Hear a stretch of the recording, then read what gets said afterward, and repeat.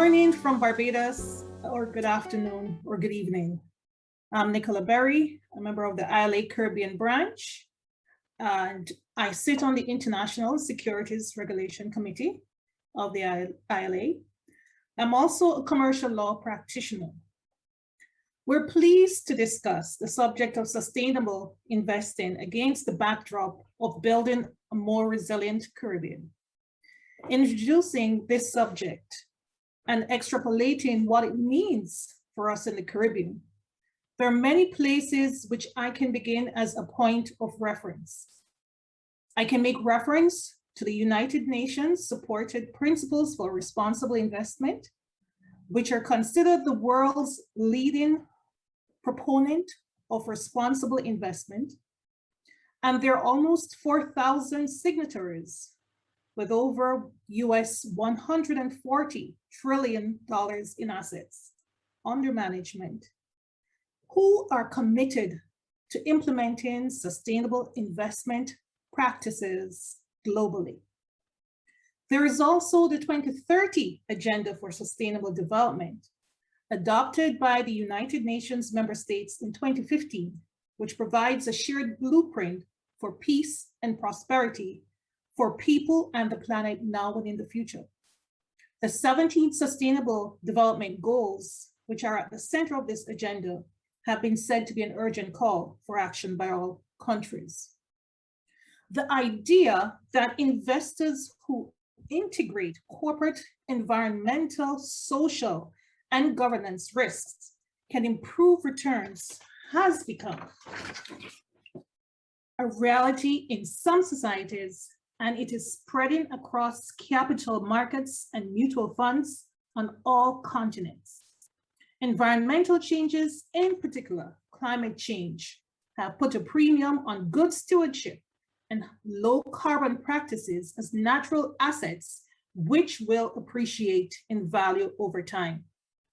The Climate Bond Initiative, for example, which seeks to mobilize the bond market for climate change solutions, reports a cumulative global bonds issuance to date of US $1.436 trillion.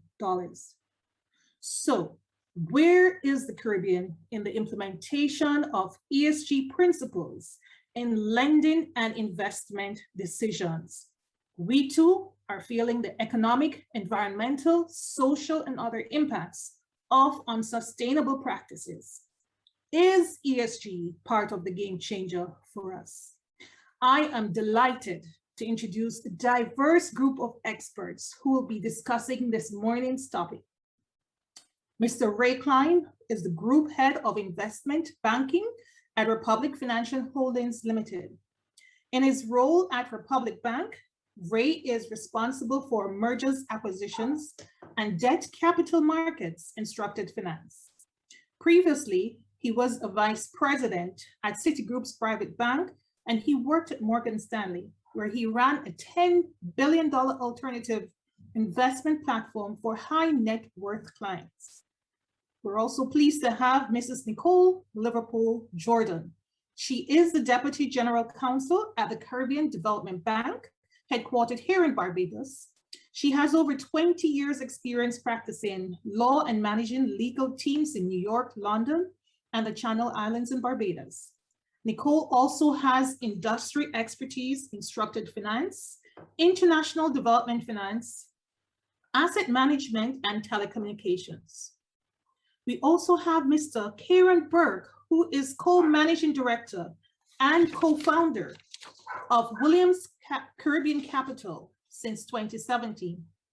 Prior to that, he spent over 10 years with a telecommunications company, Digital Group, across multiple financial and operational roles, including regional CFO and CEO of M&A in Eastern Caribbean.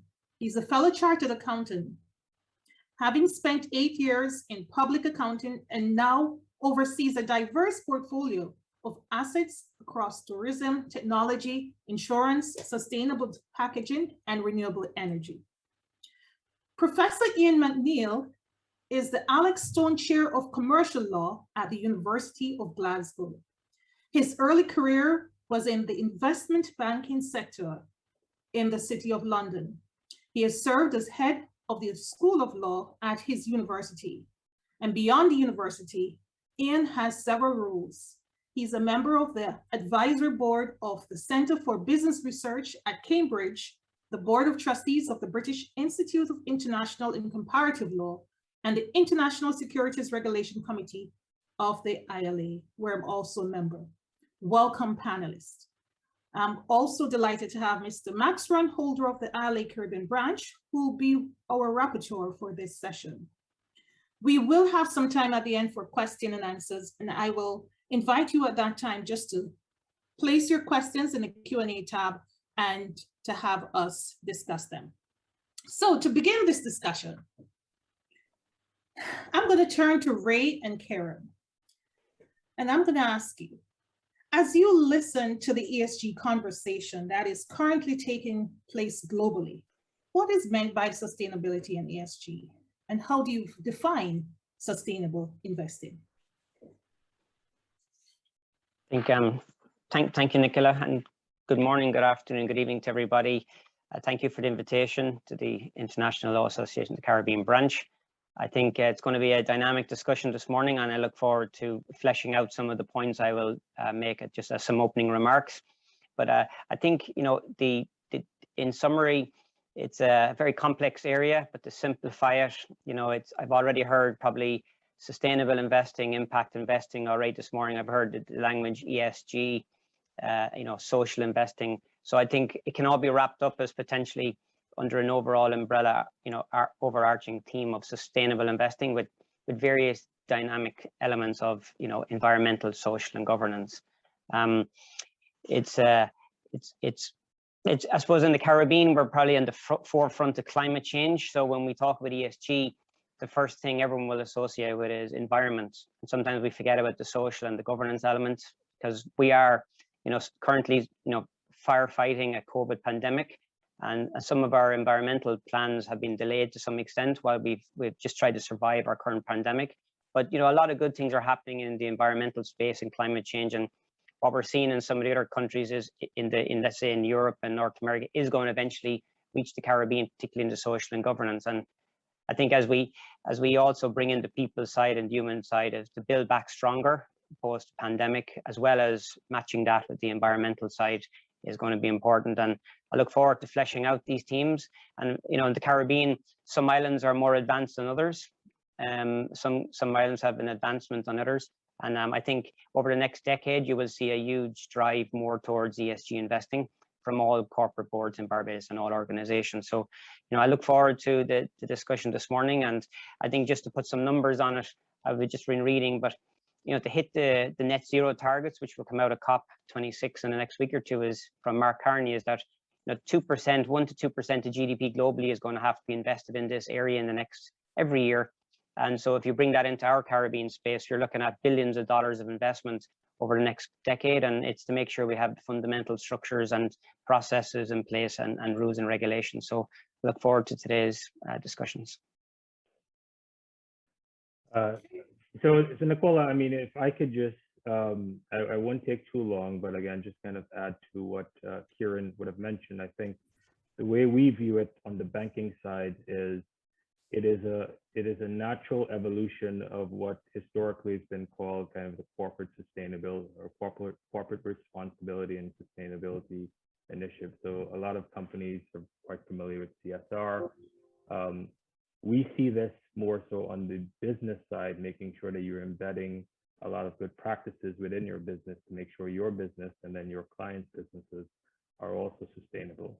And touching on the social piece, I think in many of the jurisdictions in which we operate, we've almost separated business from the societies. And I think part of this is really saying that, well, you can't necessarily do that. Ultimately, that's the fabric of what makes your business thrive. So you almost have to make sure that you're solving a lot of the social issues there as well. Okay, thanks. And so if we were to talk about the trends that we have been seeing in this area, I want to turn to you, Professor MacNeil, and to start a discussion with you on the trends towards ESG principles that we have been observing. So the EU has been at the forefront of the sustainable investing discussion, undertaking various ESG-related transformations, and unlike the US, has been busy codifying its sustainability goals. So where is the EU in the implementation of ESG principles in sustainable investing? So thank you very much, Nicola, for that question and for the invitation to be here. You're absolutely right. The EU is the global leader in terms of developing a regulatory framework for ESG. And let me focus on three key aspects of the EU approach: the high-level strategy, the regulatory technique, and finally, standardization. So I think firstly, with regard to strategy, if we start from a blank page, there are two ways that we could regulate ESG. You can focus on what companies do in terms of their activities and business model, which we might say is the operational approach, or you can focus on the role of finance in driving change, the finance approach. Now, the operational approach is more direct and would be capable of a very broad application, as it wouldn't be linked to the method of financing or access to capital markets. The finance approach is indirect, but it has two attractions. First, it aligns with emerging investor preferences. And second, it offers the potential to magnify the impact of limited regulation by focusing on the cost of capital and market valuations. Moving to the second aspect, the regulatory technique. Having set the strategy, any system then has to choose its regulatory technique. Disclosure as a technique has the benefit that it is already the primary mechanism in capital markets. Think of prospectuses and ongoing disclosure for listed companies. So the EU's selection of disclosure as the primary technique with regard to ESG really extends a well-established approach. And this was evident in the early stages of EU development with, for example, non-financial reporting. This is even going back to prior to ESG becoming a sort of dominant terminology. But of course, the disclosure approach is premised on investors and other stakeholders being able to make informed decisions based on the relevant information. And without standardization around ESG, that's a considerable challenge. So let me sort of round up by just saying a little bit about what is the EU doing on standardization. So the EU has approached this issue by developing a taxonomy which will govern ESG disclosures. And those are disclosures both by financial firms and by listed companies. So the taxonomy is a classification of economic activities contributing to environmental objectives using science-based criteria. It links the developing disclosure regime being developed for large and listed companies to the disclosure regime that is already in place formally in terms of law in the EU. But of course, at a global level, what's happening in the EU is just one of several evolving regimes. And I'm sure that's an issue that we'll come back to later in terms of how do we move forward globally on this issue. Yes, we'll come back to that later on. But just to be able to get a sense of trends that are taking place elsewhere, Nicole, I'm going to invite you to talk about what's happening at your organization, because the mission of the CDB is to reduce poverty and transform lives through sustainable, resilient, and inclusive development. Is there a trend towards the implementation of ESG principles in the CDB's criteria for financing projects? If so, how is this aiding or reducing the region's ability to build economic resilience?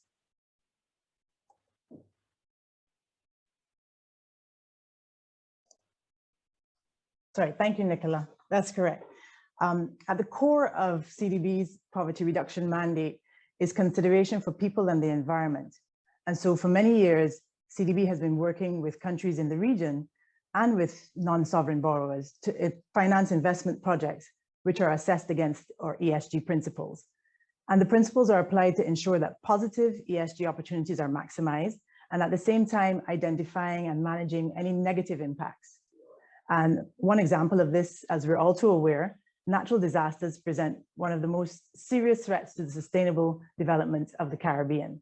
So whether it's hurricanes, tropical storms, earthquakes, or volcanoes, they've resulted in loss of lives, livelihoods, businesses, and infrastructure. But by screening each CDB-funded project through our ESG principles, it incorporates climate science into the development of the regional infrastructure. And this in turn then reduces the financial resources that are needed to be reallocated annually to rebuilding damaged assets. So this clearly builds economic resilience in countries, because countries faced with very limited fiscal space and substantial debt burdens are better able to quickly recover from natural disasters. And of course, it also protects the health and safety of the region's citizens. Another example is in the sphere of governance. Reviews conducted by the bank have highlighted that institutional underperformance negatively impacts sustainability. So in the design and implementation of CDB finance projects, we place a premium on ensuring that implementing agencies have robust and transparent practices, as well as technical and managerial capacity to deliver the intended development outcomes without wasting the limited loan and grant resources. And of course, by implementing ESG principles in CDB projects, the bank is able to help the region access capital by obtaining funds from multiple sources to specifically address the environmental and social risks that the region faces.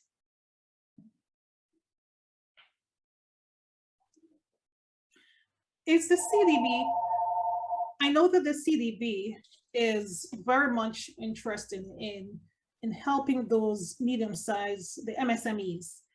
And as I think of the MSMEs, is the CDB able to deliver an effective MSME program if it requires MSMEs to meet certain certified ESG criteria? Because that criteria I know can be costly, but if you could just share briefly about how it is that the CDB is able to deliver that effective program if it requires those entities to meet ESG criteria. Yes, certainly. We can definitely deliver an effective MSME program. MSMEs are a critical part of the region's economy and therefore stand to gain outsized benefits from implementing the ESG principles. But it requires a significant communication effort, which should include an awareness raising program about the climate adaptation measures and how they are applied to the private sector. But in addition, it's important to note that the MSME sector is not homogeneous. So we need to tailor specific financing and capacity building actions based on the sector that the MSME is operating in and the size of the MSME. So the bank is realistic about what relatively small institutions with significant capacity constraints can achieve. So in these times, we need to consider the impact of COVID-19 on the MSMEs, of course, and what are their priorities dealing with the pandemic. Flexible financing is therefore critical with a combination of loans and grants. So the bank's approach is, rather than a broad brush approach to an MSME program, we consider targeting MSMEs in a pilot project to show how the ESG investments can contribute to savings from loss and damage.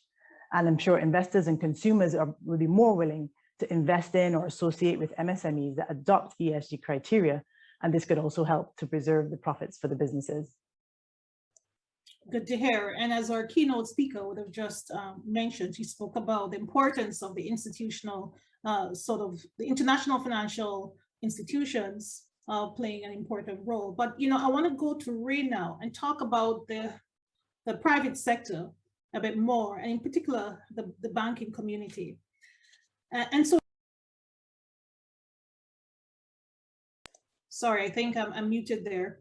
Right, so thank you, Nicole. And our keynote speaker would have just spoken about the role that international financial institutions continue to play. But I'd like to take the discussion up now with Ray and the banking sector. Ray, you've been leading the sustainable finance initiatives for the Republic Bank Group, emanating from its commitments to the Principles for Responsible Banking and Net Zero Banking Alliance. Republic Bank has been a regional leader in this regard, and to date, it is the only bank to have signed up to these principles and to this alliance. And so my question to you is, why are banks aligning their lending and investment portfolios with the sustainable development and investment vision? Why are they helping to lead this movement for change towards ESG? Thanks, Nicola. So let me take your first question. Why are banks looking to align their lending practices to these SDGs and really to ESG? It's primarily because banks are in the business of risk management. And as we assess risk, environmental risk, social risk, and governance risk ultimately inherently affect the performance of our loans. So historically, this space has always been looked at, I suppose, from a development bank lens, primarily because of the effects or the impacts that can come with it. But in recent time, we've seen a lot of research come out that really illustrate that most businesses, good businesses, have a couple things in common, right? They're good actors in the environment, primarily because in doing so, they instill or they actually enable the societies in which they operate, to actually be sustainable, meaning that there's not degradation of the environment. Their businesses are not at the risk of potentially losing key locations because of effects on the environment. Two, that they contribute to obviously closing societal gaps. So for example, in the Caribbean, one of the key gaps that we see from a societal standpoint obviously would be around gender and youth employment. So what we find is, again, research has demonstrated that businesses that typically contribute to that, or at least are acutely aware of that and helping to kind of close those gaps, continually to perform or outperform their peer groups. And then lastly, I think, which is probably the most, we've seen the most empirical data, is that governance obviously plays a significant role to that. So it's now become this industry standard or framework to really assess risk. So that's why you're seeing a lot of global institutions really align or coalesce around these initiatives. And to the extent as why banks are leading that initiative, I would say primarily because, again, we have a fiduciary responsibility to our depositors. And I think that would ultimately lead us to then act in a way that is ultimately beneficial or protects their deposits. So, for us, if a lot of this empirical data is really showing that ultimately we need to be lending to businesses that have these practices in place, it's really going to push us to have the conversations with our clients to make sure that they're doing some of this, not necessarily from a high-handed approach, but I think more so from the standpoint of, this is where you need to get to by X date. And, as your bankers, we will work with you along the way to make sure that you achieve some of that, primarily around closing gap, the gender gap, and primarily around the environmental issues. I think those are big ones. Okay, thank you. I would like to bring in Ciarán here and for him to talk about this issue from the investor's perspective. Williams Renewable Energy Limited fixed rate notes have been approved by the Climate Bond Initiative. And this is the first for the Caribbean region. And I know that WCC describes itself as an impact investing company. What does this mean? And how has WCC implemented the ESG principles? So share your perspective from the point of view of an investor. Thank you, Nicola.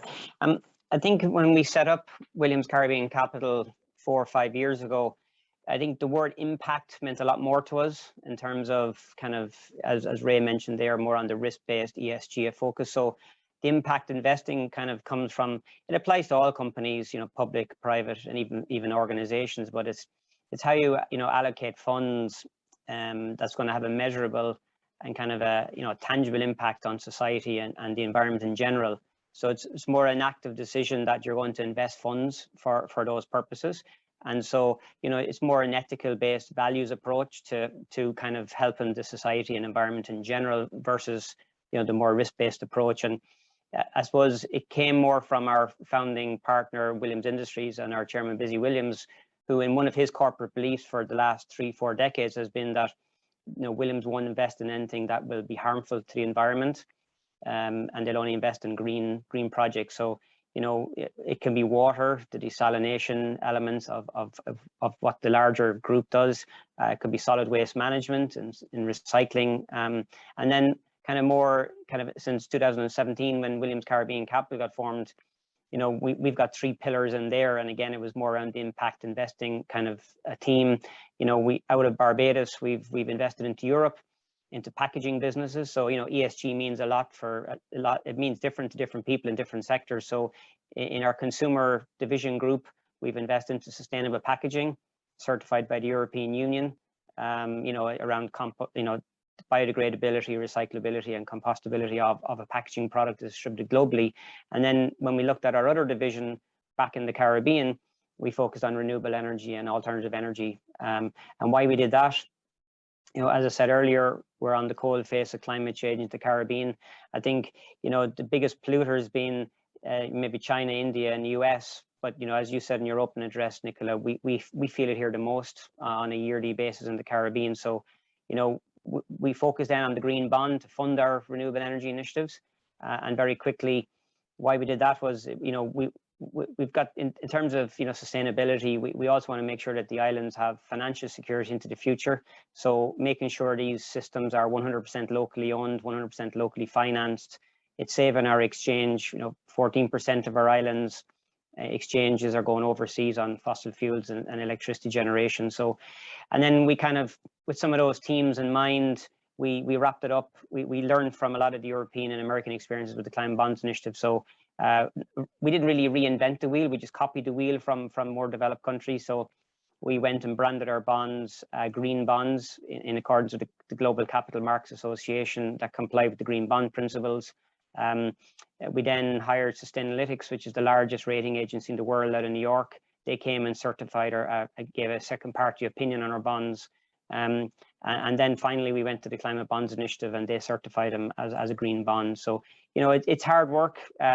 We are the only one in the Caribbean have done it. We are on the IDB's website for global bond transparency, so everyone can see our bonds there. We have a very strong governance framework around them. So it takes years, but, you know, it's worth it in the end because you feel you're doing something good for society and the environment. And I guess that's our journey. I think what we're most proud of is to recap is that small little Barbados and all the islands can copy our story. We were the global pioneer winner of the award for market entrance and in 2020, and we won the Caribbean Renewable Energy Forum's Best Innovative Financing Award in 2019. So just some of our perspectives, a lot in there, Nicola, that you could spend hours talking about, but that's kind of a quick recap. Absolutely. And 1.5 hours this morning will not be enough for us to really do justice to this very important topic. You know, and it's great to hear that there are big opportunities for green finances for companies within the region.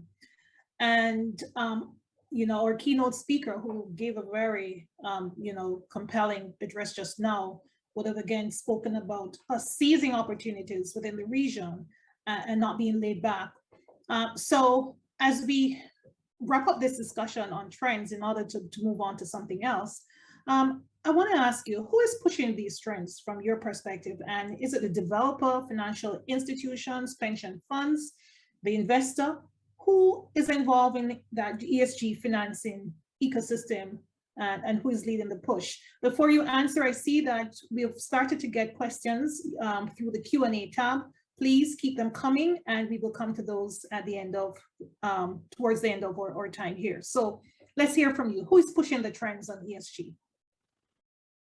Perhaps Ray and Nicole could just take that one for us.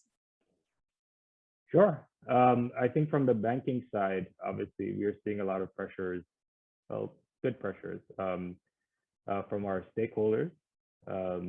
So obviously, one of our big stakeholders would be the government and a lot of our depositors.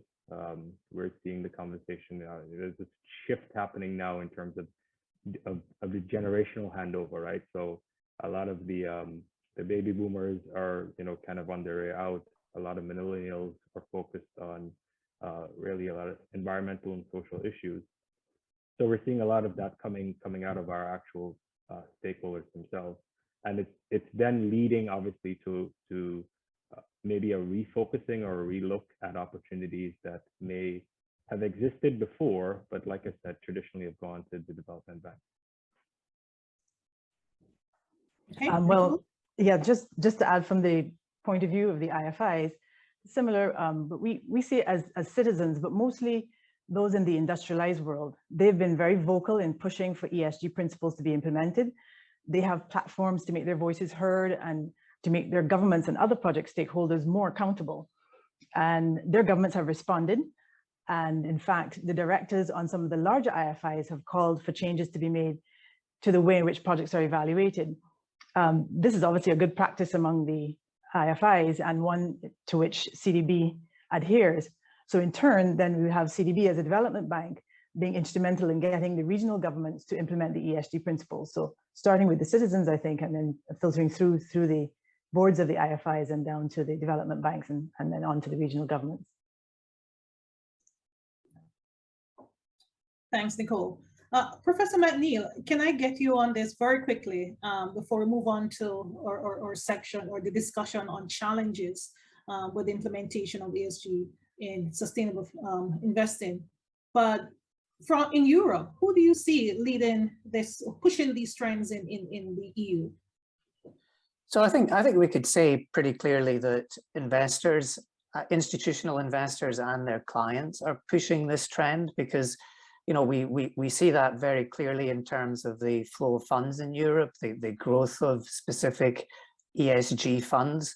I think it's fair to say that, ESG as a strategy is less well developed in conventional funds, say like mainstream pension funds, where there's still a little bit of legal uncertainty around, what is the mandate of the fund manager with respect to ESG and impact related investment. So, there's definitely a bit of that going on. So I think the EU regulatory initiatives that I described earlier, I think are really piggybacking on a market kind of momentum that is creating an opportunity to, well, I think to kind of piggyback a regulatory scheme on the back of an established market trend, you might say. All right. So let's talk about challenges and what are the biggest challenges to this ESG push?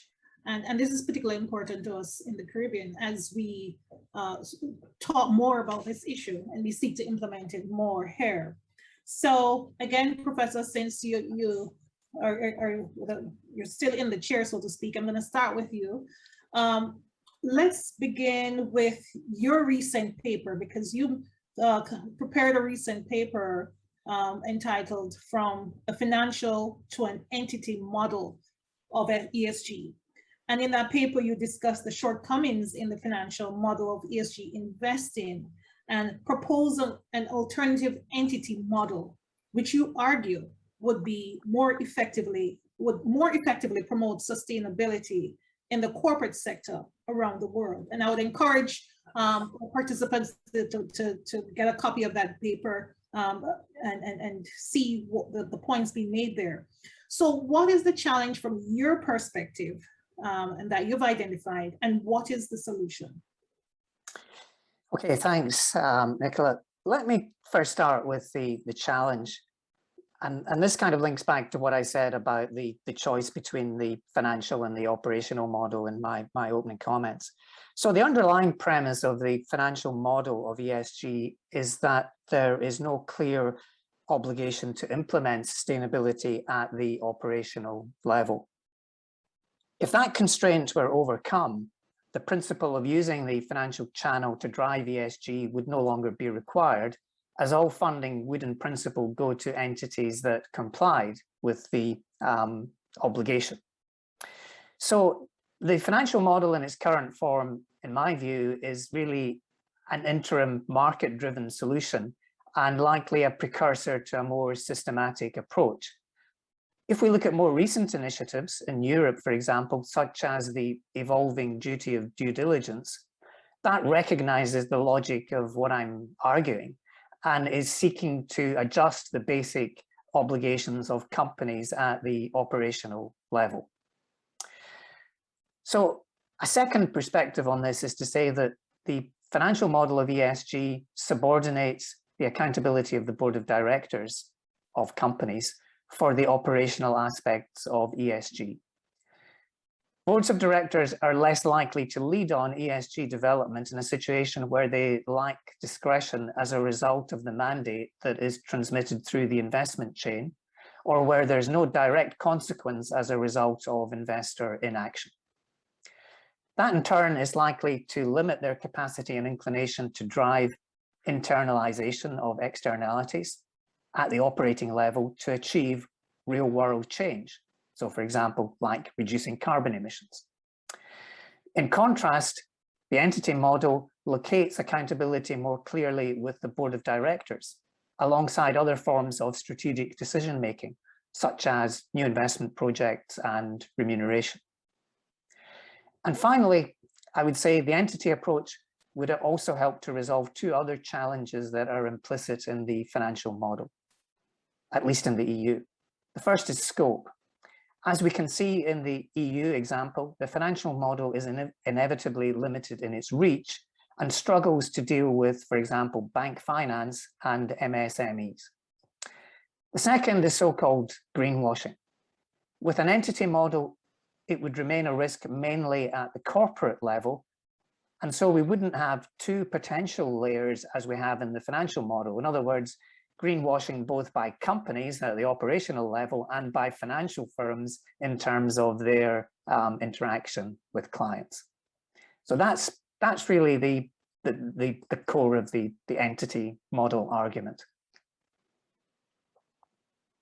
I wonder if I could put Ray on the spot, and I don't know, Ray, if you have any comments that you'd like to make. What the professor said in terms of the gaps that exist in the current model, and what are some of the solutions. And while you're thinking about that, I would ask you as well to look at, to share what you consider to be any challenges as it relates to the implementation of ESG. Because one of the things that, and to address what the professor is saying about accountability by the board of directors, one of the things which I've observed is that organizations are now putting dedicated personnel in place to manage their sustainable and ESG agenda.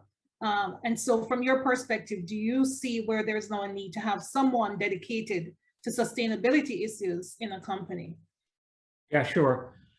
So, I mean, taking the first part, so the gaps that we currently see in terms of the implementation, I would tend to agree with the professor. Our experience may be a little different, primarily because I think throughout our organization, there's an alignment from our board all the way from our board to our senior management, to some extent our middle management around sustainability. We really see it as a pillar of growth, and potentially a way to ensure that our business continues to. We've been in existence for 180 plus years, and as we look towards the next 180 plus years, the only way that we're going to get there is to make sure that the business model that we run obviously is sustainable. So in terms of gaps, I do see gaps in terms of ultimately how we embed this process within the banking side of things, whether that's done inherently within the commercial banking lens, or whether it sits almost off to the side as a separate pillar. They have pros and cons as to whichever model you may deploy. But I think from our standpoint, it's still, there's no best practice that we can look to at this point that really says that one is better than the other. They have their pluses and their minuses. In terms of what we're doing, we're looking at implementing more what we call sustainability champions within our organization, as opposed to one dedicated source, because oftentimes we found that we have more accountability when we make sure that everybody's on the hook, as opposed to just one individual. So across our organizations, from the managing directors at every subsidiary, they're ultimately responsible for sustainability targets that they have to basically report to our senior management team on an annual basis. And then it makes its way into our annual reporting. But within those specific subsidiaries, we have dedicated champions, as we call them. And these are individuals that we think have the passion for this and really will effectively really execute on a lot of the initiatives that we're looking at doing. Okay, good. Nicole, if I can just ask you to continue, what are some of the challenges that we have in the region that will make it difficult for us to catch up or apply the same ESG standards that other countries, especially the developed countries, are in a position to implement? Well, some of the barriers to implementing ESG standards that we've seen in the region are limited understanding of the ESG standards and the benefits of integrating ESGs in the government's or particular businesses' operations. But even where awareness exists, for example, many MSMEs tend to have fewer resources and view the application of ESG standards as having additional costs that they're not willing to incur. Another, I would say, barrier would be the lack of consistent access to data relating to ESG standards to be able to assess or disclose a country's or business's ESG performance. But at the bank, we see a lot of these challenges as opportunities for more engagement with the region's governments and businesses on the ESG principles. So we sort of embrace them in a sense. Okay. Ciarán, it would not have been easy for WCC to deploy its green bond program, and you did say that earlier. What are some of the challenges that Caribbean investors face or will face in implementing sustainable investing principles?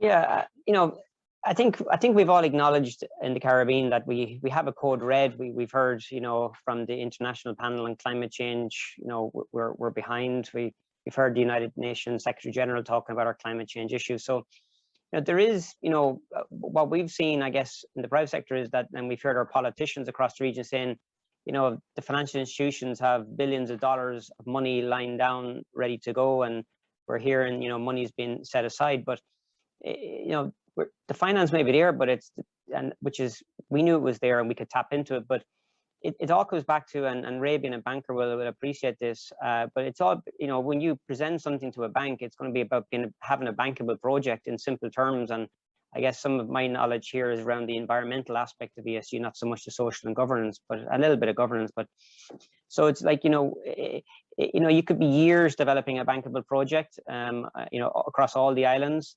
I think there's a knowledge gap, going back to some of Nicole's points across some. If you look at the Caribbean islands, the ones that are ahead of others, you need to kind of look at that and see what's working well. And there, in those areas, you typically find, the ones that are doing a little bit ahead of theirs, the ministries, the departments, the investors know about the technologies, that there's 7, 8, 9 different types of technologies. It's the technology gap speed is just changing every 6 months. The regulations is another one. Again, if you look at some of the islands, the markets that have the better regulations, that gives, stability for 20, 30-year investment periods of, if you're doing waste to energy plants or large scale solar or wind projects, you need regulation stability. And not only that, political stability, because we've seen national energy policies when a government change has been torn up and redesigned, and suddenly you'd have spent a lot of time and you have to restart the whole process all over again. And it also has to be financially sound on the rate side. The markets that we would like to invest in, the rates are just not there to make it a financially solid project. I think ESG, if the business has to be financially stable as well as incorporating those standards. And I think I think, you know, the utilities, again, you know, the countries, I think, the markets have good utilities and supportive utilities. You're getting the bigger traction in terms of the environmental projects. And finally, the investors, like when we started out, you know, your typical pension funds, you know, a bank in the region, unless you had land or a building, a security for a loan, they weren't going to look at you. But as the years went on and we shared the materials with them and they got more educated, their investment committees, they have branched out and they've now realized that project financing for these long-term scalable projects with, you know, relatively stable cash flows, with proven technologies can work. So I think the investment community is also catching up that, you know, PPAs for batteries or for whatever is now fundable from other learning. So I think you have a lot of obstacles there, but they're kind of some of the areas and challenges we've had to work around, every one of them in the islands that we work in. And you did mention regulations, and I'd like to just then discuss how we think perhaps the implementation of regulations in this area as it develops further would perhaps resolve some of those challenges. And so, Nicole, if I could come back to you on this issue of regulations and how we could approach it here in the Caribbean. Should the push towards putting in place the appropriate regulations for ESG be led by CARICOM, Caribbean Association of Banks, CDB, investors, regulators? Can you just share with us a little about your thoughts on regulations? Sure. Well, I agree with Ciarán that regulations need to provide incentives for investors, but they also need to require investors to disclose the information so that they're able to find information on how ESG risks are considered in their operations. And the push, I think the region would be best served if the regulatory push came from multiple stakeholders, including all of those that you mentioned, Nicola. But in terms of who should take the lead, I think it's important that it should be from those who can enforce those regulations, which means it needs to be spearheaded at the government level. At the end of the day, having a robust ESG framework may get your project approved for financing, but without the enforcement of the ESG standards, those same projects are going to stall during implementation. So when CDB or some other investor is supervising the project, they will see that the environmental and social plan is not being followed. And of course, the fatal blow will be when project financing is lost due to that non-compliance.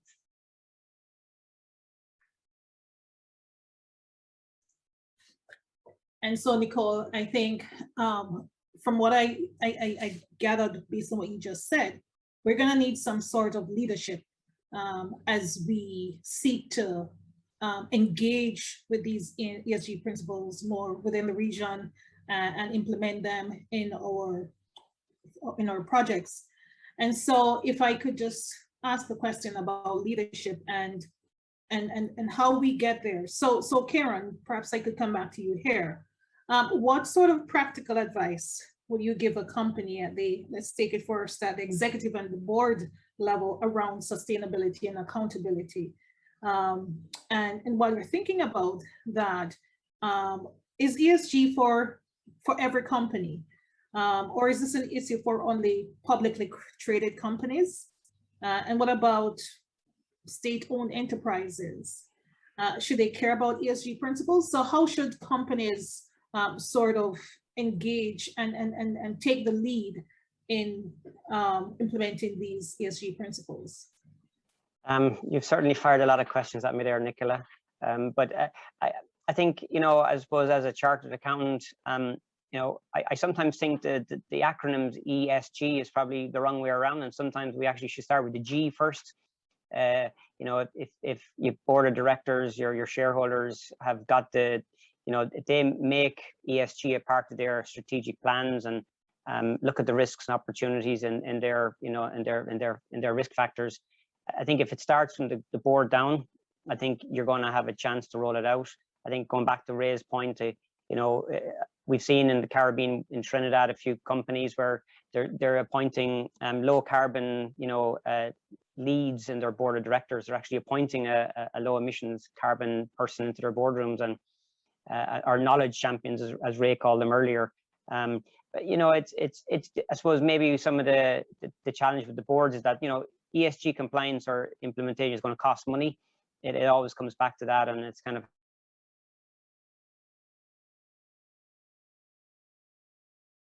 chance to kind of make the first step before heavy regulation comes, and like you see carbon taxes in the rest of the world on fossil fuel usages and stuff. So I think we have a chance to get going as fast as possible.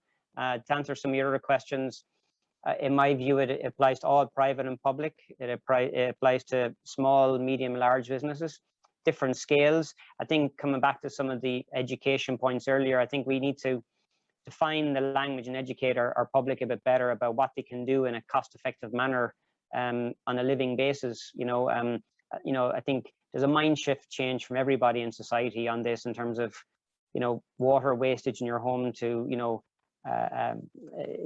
electric vehicles to solid waste management. So I think, and I think boards can get going. I think most boards will have an adequately qualified board of directors, but where they don't, they can, you can do quite a quick ESG study quite quickly. You can identify your gaps.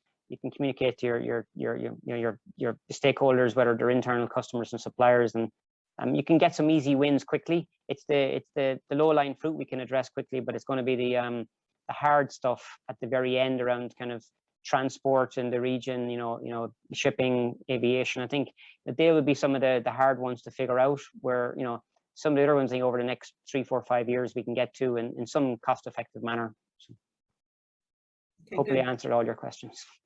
You did. And Vree, if I could ask you another question about leadership, and this time at the political and policy level.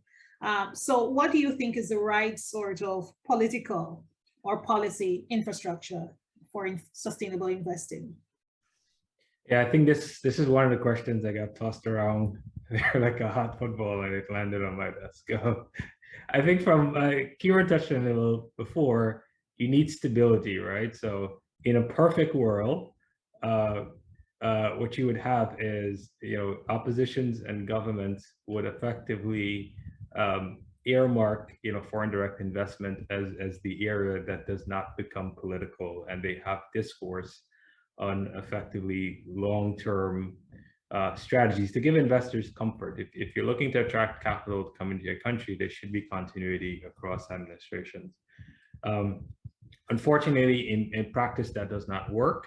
What you typically have is this kind of, seesaw effect happening where things, one administration comes in and kind of changes things. But, for me, it would be if there could be some kind of, identification of really consensus when it comes to some of these national infrastructure projects, to give investors some level of long-term comfort. And if it takes a long time politically for you to get there, then so be it. But at the end of the day, it is something that ultimately I think would be very important to set the environment in the region, because what we don't want to do is then to make this something political. So I do think stability from that standpoint. And in terms of policy, again, it's kind of similar. We would like, I think, on the private sector side, to have enough time to implement policy. We don't want to be reacting to policy. So I think early engagement with a lot of the stakeholders. I mean, Nicole mentioned a couple of them. Obviously, the governments are important, and their respective, I think, appointees or employees within many of the vagaries and ministries should be engaging with the private sector if this is the area that they're looking to regulate, so that we can have conversations about what makes sense, so that it's implemented, I think, from a commercial, with a commercial standpoint in mind. If I could take just a couple seconds to address, there was a question in the Q&A regarding whether commercial banks would ultimately end up, I guess, mean reverting to the process that a development bank would take in terms of implementing ESG. I think the way that we look at ESG is more so we're relationship banks. So it is not, for us, it's not, well, you have to do this in order to get the financing. I think the way we view it is it's a natural evolution of your business. We want to have a conversation with you. And over time, we hope that, you know, whether that's 2 years or 3 years, that you will get there. But it's not one of those things where we look at it as a checklist for our businesses to really access capital. But over time, we do hope that they will get there. Okay, thanks. Moving on to the markets, and I think what helps to make the market, the business case for the implementation of ESG principles in sustainable investment is market performance. And so, Professor MacNeil, does ESG drive market performance? So thanks, Nicola. The short questions are always the toughest, but I guess I can give a pretty simple answer to start with, and that is to say yes. ESG does drive market performance, and you know, linking that into a couple of points that have already been made. So you know, we've seen major adjustments in the valuations of fossil fuel companies already, as ESG-focused investors have sold out or limited their exposure, and more broadly, evidence has been accumulating for some time. I think, like Ray mentioned, that ESG strategies outperform conventional investment benchmarks. Now, that's made it easier for some conventional funds, like pension funds, to pursue ESG objectives. But that choice is still often linked to financial objectives, because research tends to show that asset managers' selection of ESG strategies is still primarily financially motivated, as we might expect. There has to be a financial logic to the whole process. And a related issue is the causal role of ESG strategies in driving market performance. And you know, so we've got some research recently claiming that ESG is really more a proxy for other attributes in portfolio companies. So for example, in May of this year, some of you may have seen research from Scientific Beta, which analyzed 24 ESG strategies that had been shown to outperform in various academic papers. And they found that 3/4 of that outperformance could be explained by traditional quality metrics, such as high profitability and conservative investment on the part of portfolio managers. So their tagline, sort of conclusion to their study, was to say that there is no ESG alpha, you know, referencing alpha as a measure of outperformance.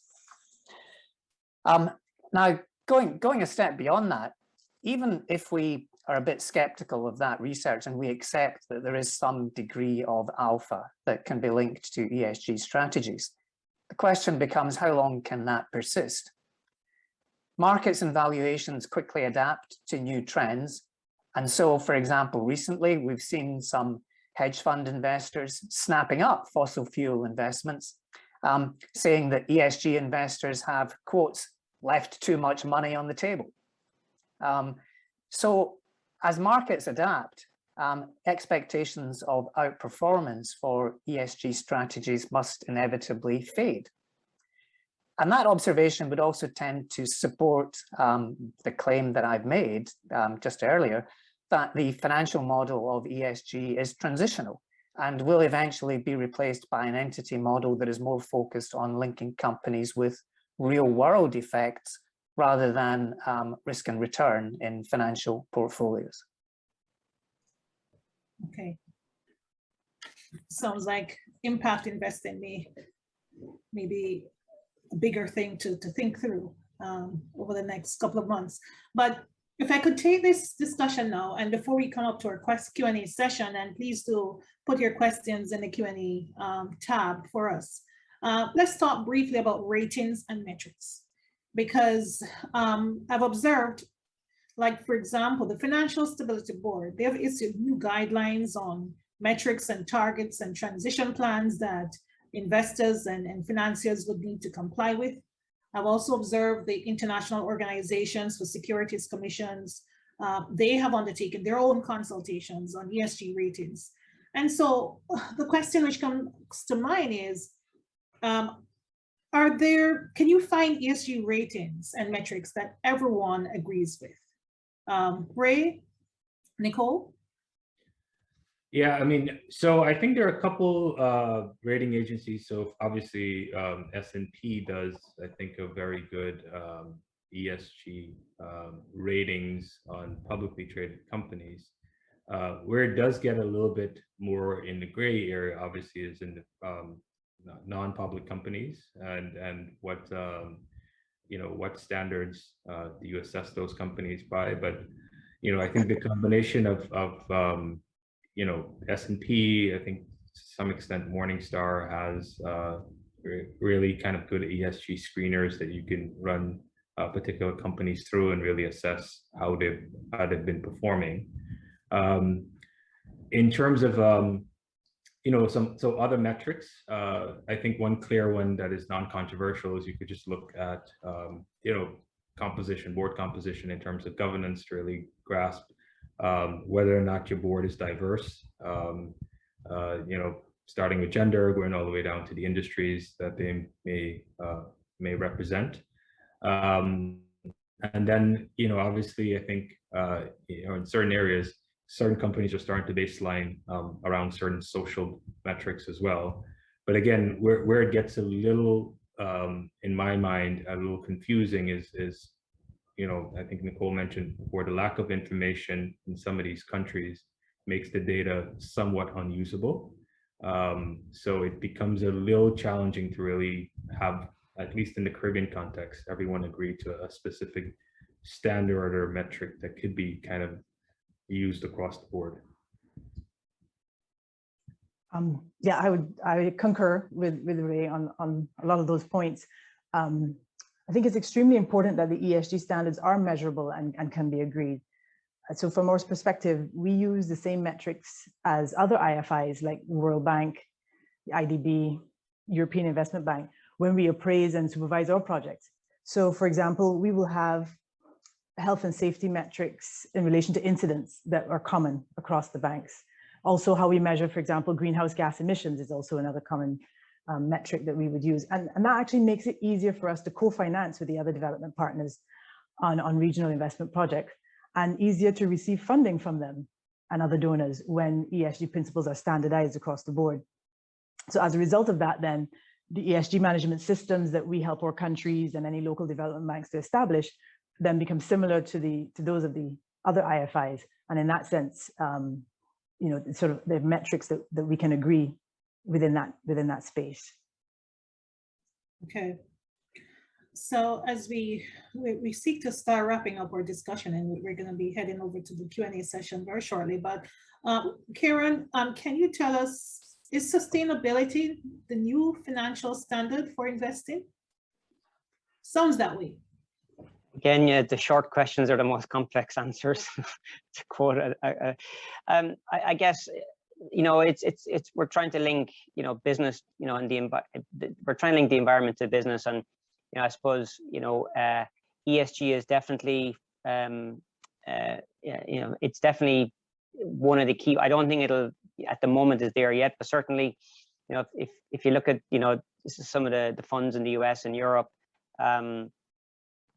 that investors are demanding to place their funds into into climate funds related, and some of the funds themselves are actually that's the decision on behalf of the investor, but the funds themselves are looking at ESG risks in terms of where they're going to deploy their capital. So I was reading one of Professor's papers before we came on yesterday, and one of the UK companies was definitely clear on looking at ESG risk factors and how they deploy their capital versus the sustainable, ethical values based, as I mentioned earlier, whether they're going to deploy it in an impact fund, whether it's going to be faith-based funds, and so I going back to Ray's point earlier, we're seeing ESG not just being a financial standard, but more of this is going to find its way into national parliaments and legislation. Like, for example, my home country is passing a bill through Parliament which will require 1/3 of the board composition to be female, gender balanced within 1 year, and 40% of your board within 3 years. And so more of this is going to come through, not just as a financial standard, but I think it'll also be more wider as legislation as well. And I think just, I suppose, one other quick angle on this, I heard some of the team mentioned earlier, but as an accountant, and the education gap, like the amount of acronyms, the amount of different reporting platforms, what is the benchmark, as Nicole said earlier, you've got the GHG, you've got the TFCD, you've got the GRI, you've got all these acronyms, and they're all different reporting platforms, and it's how you standardize them. And as an accountant, I'm looking forward to the SSB under the International Standards Board coming out with something that's commonplace for everybody globally, except maybe the US, who are kind of outside of that. But I think it'll be very welcome approach. I think some of the the ESG targets are more measurable. Obviously, the E area, the environmental CO2 emission reductions and stuff will be definitely more measurable and kind of consistent across. But when you get into kind of some of the other social and governance ones, they're quite harder to pinpoint benchmarks. So, but yeah, to answer your question, I think ESG is definitely, I wouldn't say it's the new standard, but it's certainly going to be one of the key standards for investment decision going forward, in my view. Ray, do you have anything that you would wish to add very quickly? No, I fully agree with Ciarán, and thanks for that.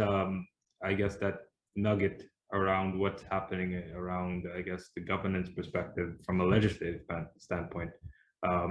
We like to keep abreast of some of these things so that it makes its way into how we sensitize our boards to potentially some of these trends that may be coming down. So I'm happy to hear that there's one country out there brave enough to say this is going to be law. I might just add, Nicola, it's the old concept of governance I mentioned earlier, but the old CSR, which was wrapped up as kind of in your marketing plan, your public relations plan, it's kind of, we're gone beyond that into a more wider ESG focus, and it's going back to it's going to be built into fiduciary duties of directors going forward as well, and going back to that governance structure. And we only give to society when we're successful, when we should be giving to society who made us successful. So it's kind of reversing the mindsets of how we treat society with business. And anyway. Okay, all right, good stuff. So just before we take questions, I'm going to ask you, Professor, and then Nicole, about best practices. Let's just chat briefly about that. Professor MacNeil, what or which countries would you say have best practices in place, and what are they? Because in the region, we want to be able to see, to identify those good practices as we discuss what's appropriate for us to implement here. And then both you and Nicole could also speak briefly on the approach that we should take here. Is a regional approach a sort of swifter approach to sensitizing and setting standards on sustainability, or should we leave this up to individual countries within the Caribbean region? Thank you, Nicola. So like I mentioned earlier, the EU is generally recognized as a global leader on ESG at this time. And looking, for example, at the UK, it has onshored a vast quantity of EU financial regulation as part of Brexit. But actually, ESG represents a clear break in that process of alignment with the EU. So the UK had already implemented the EU's non-financial reporting directive. This goes back to 2014, but it's unlikely to follow the EU so closely on ESG. Early indications are that the UK will prioritise climate-related disclosure and has already mandated TCFD reporting by listed companies with effect from January 2021. That move positions it ahead of the EU on climate reporting, but it seems less likely to keep pace with the EU on the social dimension of ESG. For example, there's little discussion in the UK outside academic circles of a duty of due diligence linked to sustainability, whereas France, the Netherlands, and Germany have already implemented versions of such an obligation. And there's been a European Parliament resolution calling for an EU directive with such a due diligence duty. So while there's merit in all these initiatives that are going on in Europe generally, including the UK, the bigger question is how they link with other ESG initiatives around the world. And, you know, Ciarán, for example, mentioned SASB's work on standards. So if we compare the evolution of ESG, for example, to accounting standards or capital market disclosure standards, it seems unlikely that we'll really have global standardization. But hopefully we'll have something that is more coherent and less complicated than it is now. I mean, even if we had 2 or 3 competing regimes, it would still be a bit more comprehensible than the complex situation that we have now. I think you know that sort of comments on the global position, and I would leave the more sort of local Caribbean position to Nicole and the others to comment on. Thanks, Iain. So I think that crafting a regional approach, they seem to be a more practical approach because it permits sort of more harmonized standards across the region. But however, you have to bear in mind that any standards or regulations that are developed at that regional level will still need to be tailored to the national circumstances. And that's where we face some challenges, because they could arise in relation to the time frame for adoption of those regulations at the national level, because you sometimes find that the time frame for that adoption, it can be quite protracted. And so while the regional approach gives those harmonized standards, it's the implementation of those or developing those and tailoring them to at the national level, I think that may cause some challenges in the region. Okay, we're going to be spending some time now just responding to any questions that our participants may have before we wrap up this panel. So Camille Adair Morgan, another member of the ILA Caribbean branch, is also assisting me to identify any questions that the audience may have. I see that in the chat we have one question, and so I think we can go ahead and discuss it. It says, is there a possibility of ESG being used to address health issues such as the front of package labeling and non-communicable diseases? Who would like to take that one?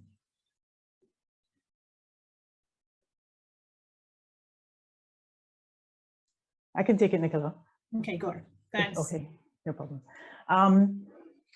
Well, I should preface my response by saying that CDB hasn't traditionally been in the health sector, but with the onset of the COVID-19 pandemic, of course, that all changed, well, everyone's world really. And we have found that we have used ESG standards and ESG principles, and particularly the S, obviously, in the ESG principles to address the health sector and the issues that have arisen as a result of the COVID-19 pandemic. So we've received lots of funding from international donors, and we've also had lines of credit from the EIB and others in order to assist the regional countries to assist with the COVID pandemic. So we've been addressing their health issues, whether it's the supply of PPE equipment, whether it is building out their infrastructure, their health infrastructure through additional sort of hospital type facilities, and also in relation to just getting them frameworks in relation to that aspect of looking at the pandemic, which they would not have otherwise have had in place, because obviously it's sort of a new area for everyone, given that the pandemic came on across the globe so rapidly.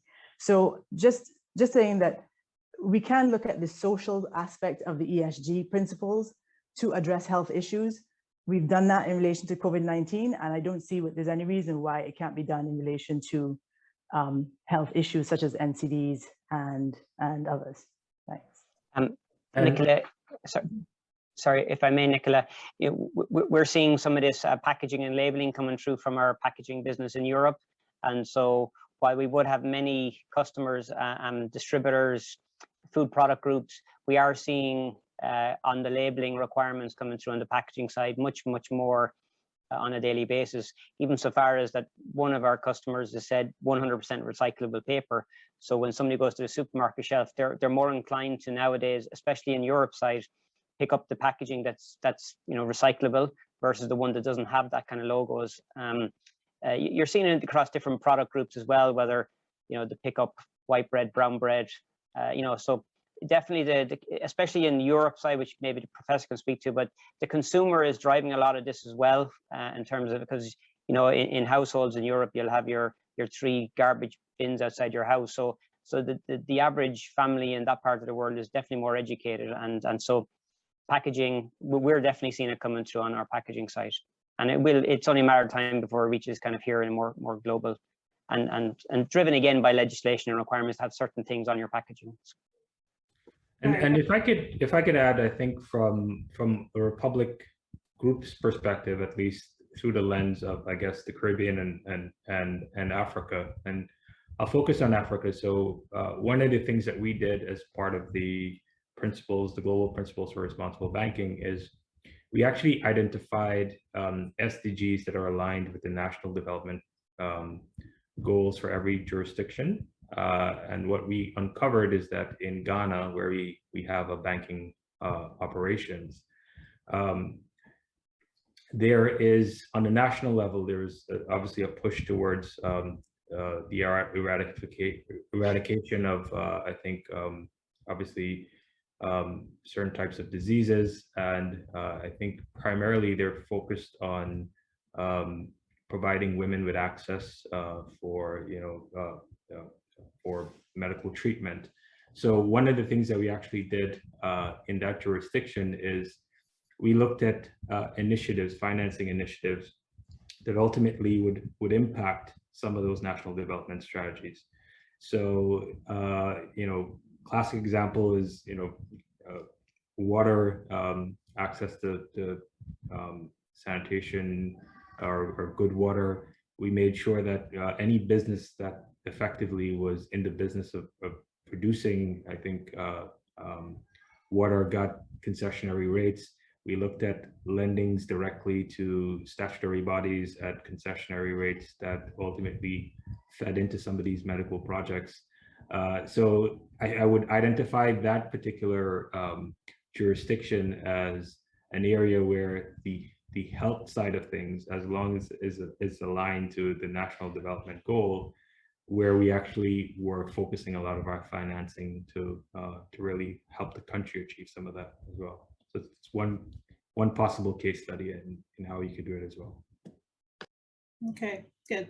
And Ray, I'm going to come back to the question in the chat that was posed earlier about the response time by commercial banks. And I know you spoke to it, but I think what investors are concerned about is, are we going to have to deal with additional requirements that will slow us down getting to the implementation of this project? And while you think about that, and I'll ask you to answer specifically about response time by commercial banks, I also want you to think about the costs. And do you see the ESG consideration sort of burdening investors with additional costs when they come to commercial banks before they're able to get to implementation of a project? Yeah, I think one key distinction to make between the IFIs and the commercial bank is commercial banks are oftentimes your relationship bank. So it's not just one single touch point when you're looking at a project that you will come and you'll be dealing with us. So, my earlier comment as to this evolution is it's very important is that we are going to have the conversation with our clients, regardless of whether there's a financing opportunity or not, because when that time does come, we want to make sure that, that turnaround is really truncated, because at the end of the day, we have targets. We still have to be relevant in this market, so we can't burden the process with, I think, with something that ultimately would make us lose out on business. So we have to be very mindful of that as well. So I don't think that it's going to be a single touch point, as may have been the experience, or typically may be the experience when you're looking at project financing with an IFI, it's an ongoing conversations with our clients. I mean, we meet with our clients on a consistent basis, I think probably like once a month. So we're actually training our corporate managers and putting those kind of questions in there where we're asking our clients some of these things and looking for responses as to how they're thinking about some of this, so that it's going to be this evolution that we think is going to happen.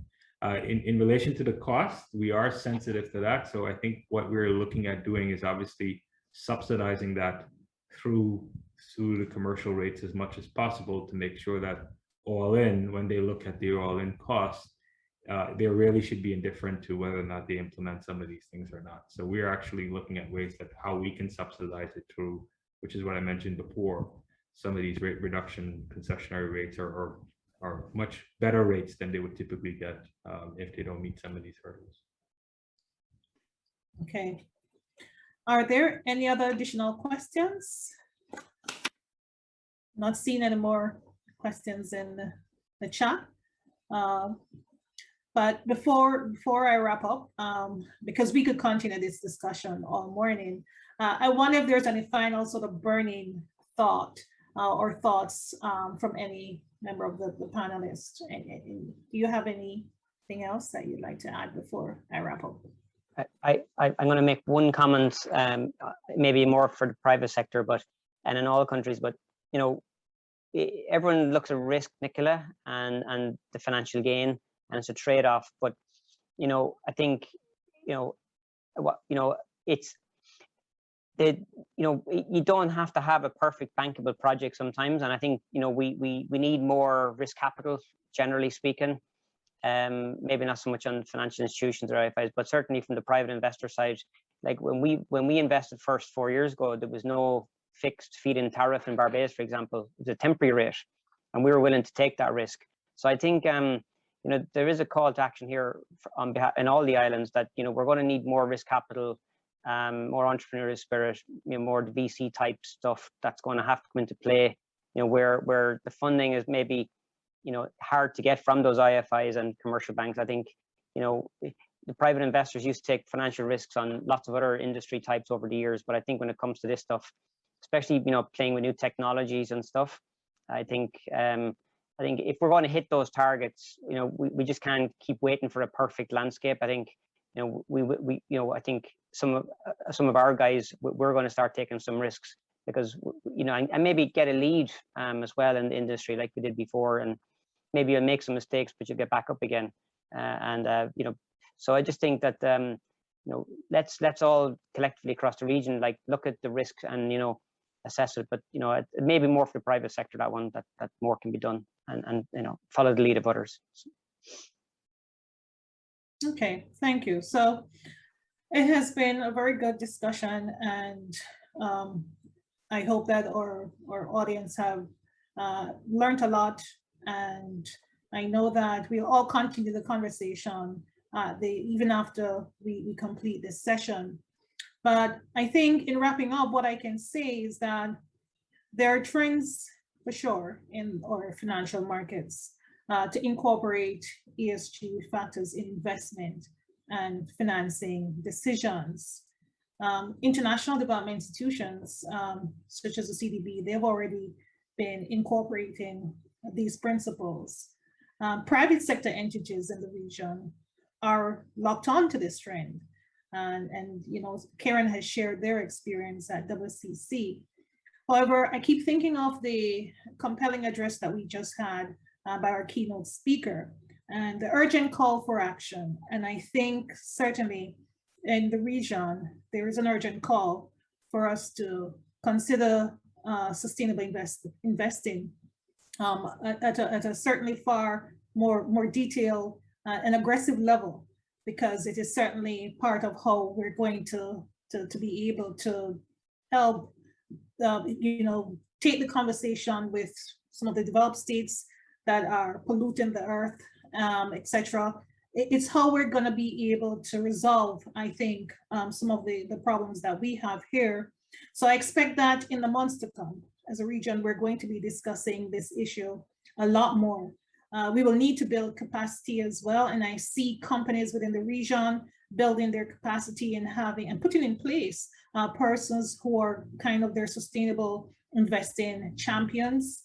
And so, but I think in wrapping up, what I can say is that I think there is agreement that sustainable investing is good news for us in the region. And it is one way in which I think we can continue to build our resilience. So thank you very much, Iain, Ray, Ciarán, and Nicole, for a very engaging discussion.